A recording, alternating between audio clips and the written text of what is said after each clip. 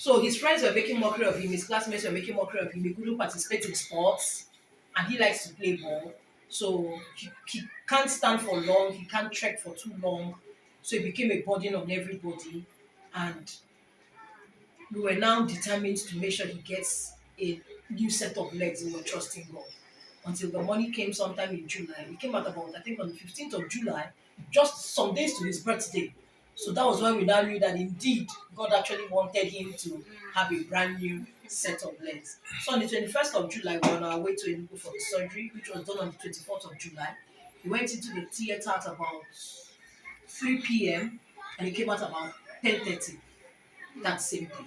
So it was a surgery of 6 hours, 30 minutes. Yeah. And when the doctors came out, they screamed. They were like, this boy is too strong. He's a healthy, strong boy. But one of the challenges we had that even the doctor still defied the challenge to go through the surgery was we noticed his blood count was low. But they went ahead with the surgery and he refused to infuse blood on him. He said, we're just going to build his blood back with blood medicine. And that was what we actually did. Though he came back and he was looking so very pale, it took about a month plus before he was able to build back a certain percent of blood. Yes. So since after the surgery, we did the first casting, we came back, we noticed the casting was cracking. So the doctor advised me lose the stitch and get a new cast, which we did. This actually is the third cast we are doing on this leg. Yes, ma'am. The third cast? Yes, this is the third. Okay. How do you feel when sisters and brothers came in? I felt How happy. did you feel?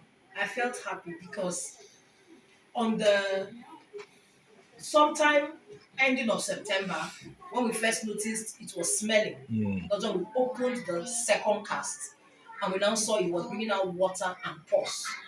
We got to Rehoboth Hospital and the charges was something else. But as God we have it, we did what we could do. They took the sample of the pus that was coming, did their culture test, and God still proved himself. There was no growth, there was no infection. Wow. And they just gave him antibiotics and we continued.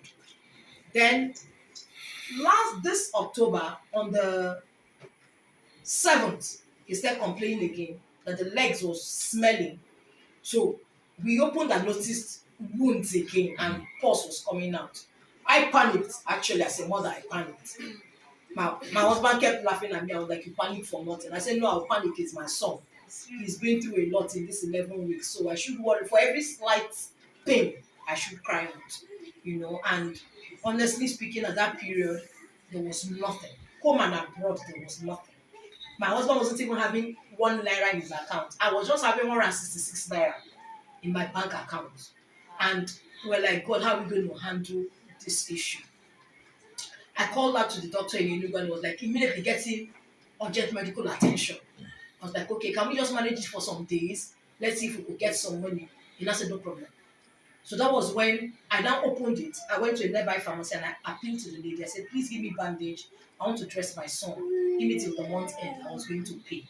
So she gave me the bandages. I came home and I opened it and we now saw the wounds were there. Fresh wounds were coming out. And again, I broke down. And I told my husband, I said, how do we go about this now? Automatically, we need to change this. How do I go about it? And we don't even have money. So that was when I now said, okay, let me just make a video. That was on the 10th of October. I said, I'm going to make this video. I'm going to send it to this mommy again. If God touches her to be of help to us. I wouldn't lie. I sent the videos to even my elder sister in the US. She didn't respond. I sent to everywhere I could think of. No one responded.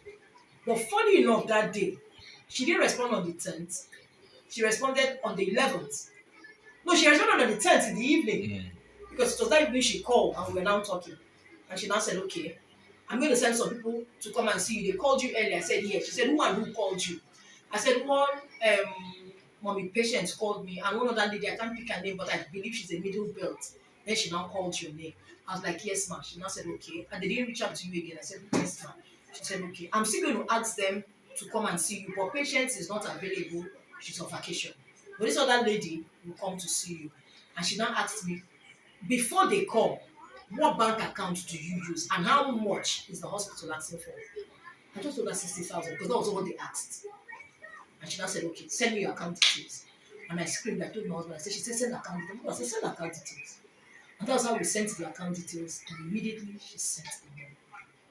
As she sent the money, I just rushed inside and I made a video with my son saying, tell mommy thank you. Someone has given me 60,000 by getting me coverage for your legs. And my son was so happy.